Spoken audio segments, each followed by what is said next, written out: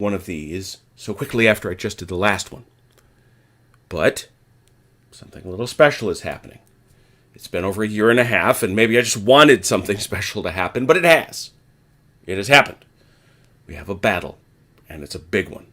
And I wanted to let you in on the GM's table so you could see how it happened and how it played out. Is it down here at Munich? Nope. It's, Colbert's gone. Is it at Dachau? No, those guys are done. Is it here with our buddy Kienmeyer? No, he's marching. He's sending his cavalry over here to Gross-Nobach. Is it here at Freising? Well, that would be logical, except these guys are deploying for battle.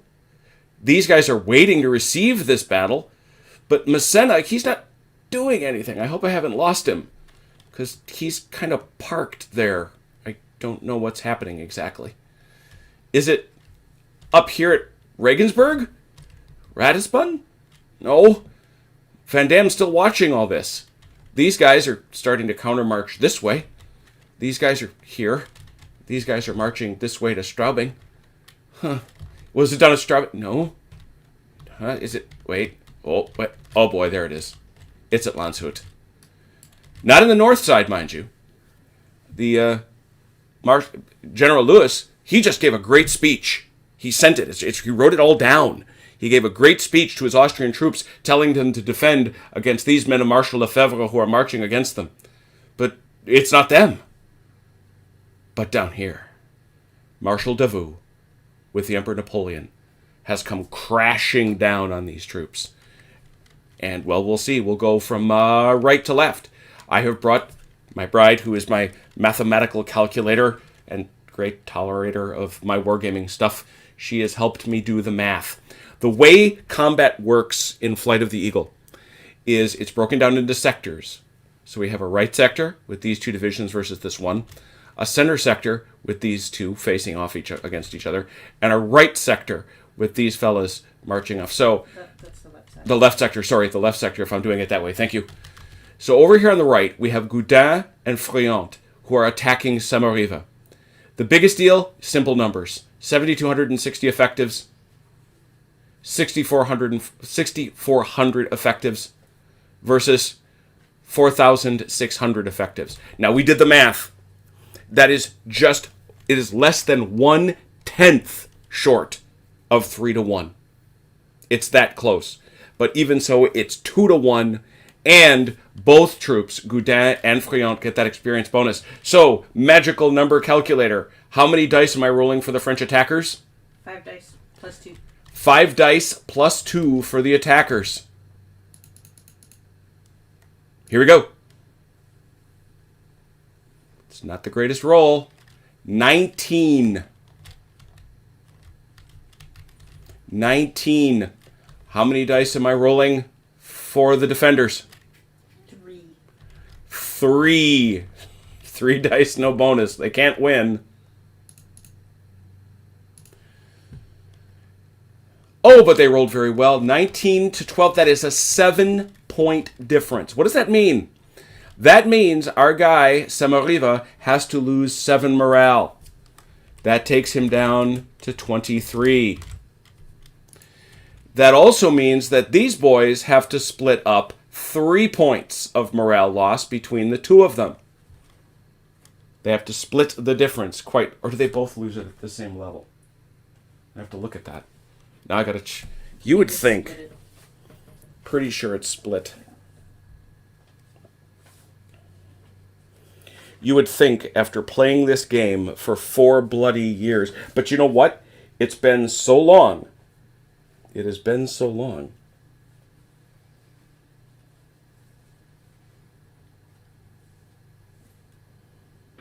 Nope. The morale losses are subtracted from the current morale of each engaged unit in that sector. So they lose 3 each. They lose 7 each. No. They lose half as much because they won. Don't confuse me now. Now I'm going to have to go back to the book and check. Because we want to do this the right way.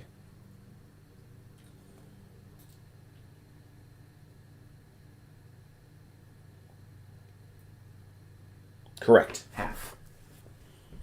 So, the Austrians lose 7. Gudin, his morale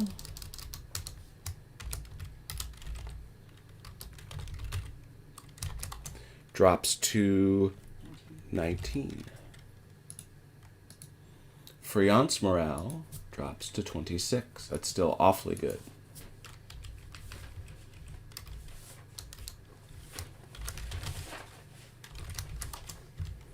So how do we assess that overall? Let's see. Oh, and we do have to record them.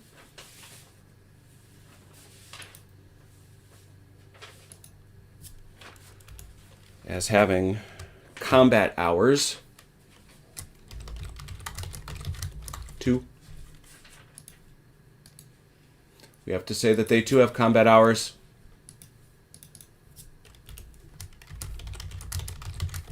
2. But despite that, there's still a lot of guys piling down. Their morale is still in good shape.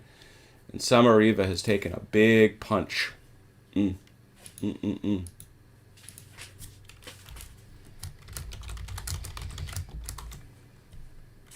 Now, why is the morale of these fellows so high, or so the fatigue in these fellows so high, and why is it so low? It's because these fellows have marched literally all the way around the Isar to get to here.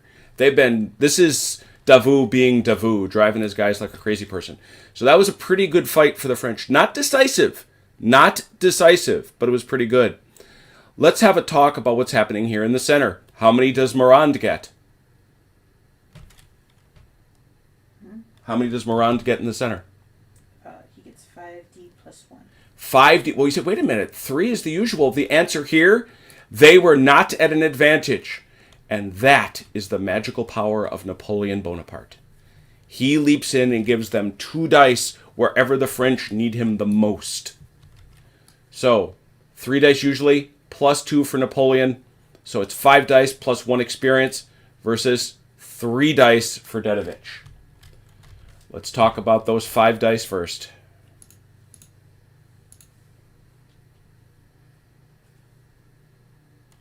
$16.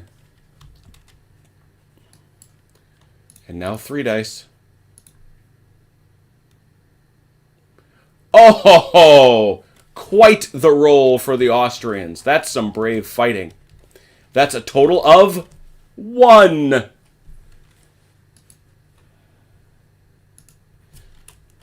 So, combat hours, 2. And his morale drops to 29.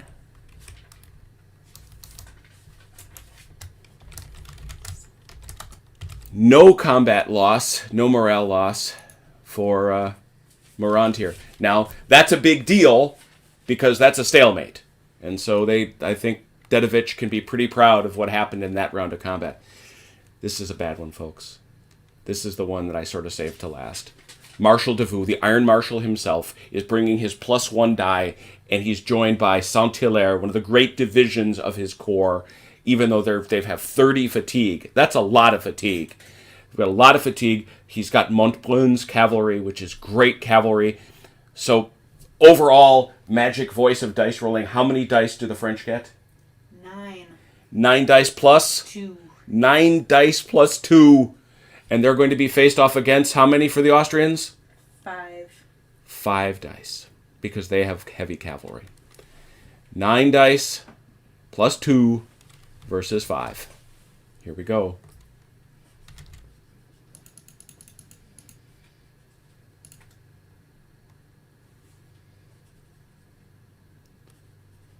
You figure an average would be 27. That is above average.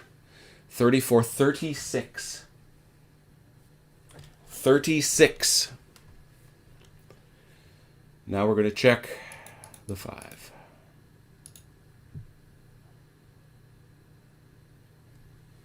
$36 to 18. 18 points.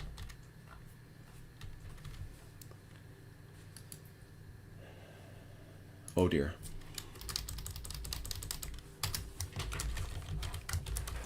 That's a morale of 3.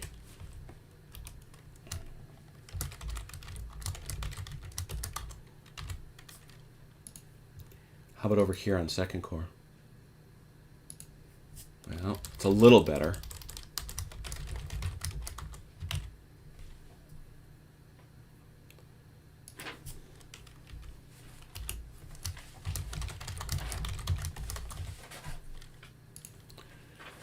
But the 4 Corps Cavalry, that's rough. But now we also have to take some points off here.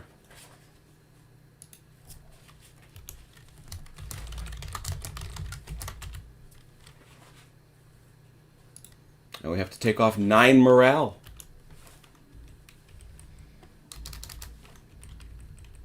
Taking us down to 25. How are we doing over here with Montbrun? Uh-oh.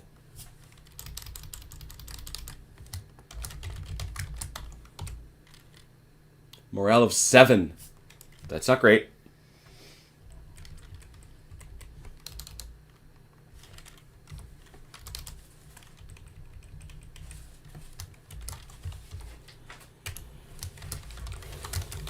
Combat hours too. Combat Horus, wait a minute. Well, that's a story. So that's the Battle of Landshut. Over on the right, definite French advantage. But Samariva still sits there with 23 morale, which isn't bad. Definite standoff in the center. But over here on the left, there's a real risk of this collapsing. Combat takes place in 2 hours intervals, so we won't be back at this until 0830. I think I will record this just because I think there's enough interest in this sort of thing to see how the combat system works. And let's pull back just for a moment to see the whole picture and how this fight is going on. And finally, let's evaluate victory conditions if we can. First, Munich was last in Austrian hands, so they seized it.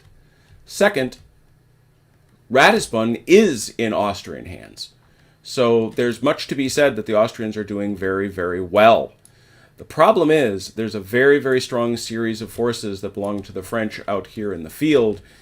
And we're going to see very quickly what's going to happen here at Landshut. I think this could prove to be the decisive battle. We don't know. We don't know. All right. Well, thank you so much for joining, and we will see you at 0830 on the 21st of April, which, by the way, is Teugn-Hausen Day. So it's nice to see that we're linking up these things that way.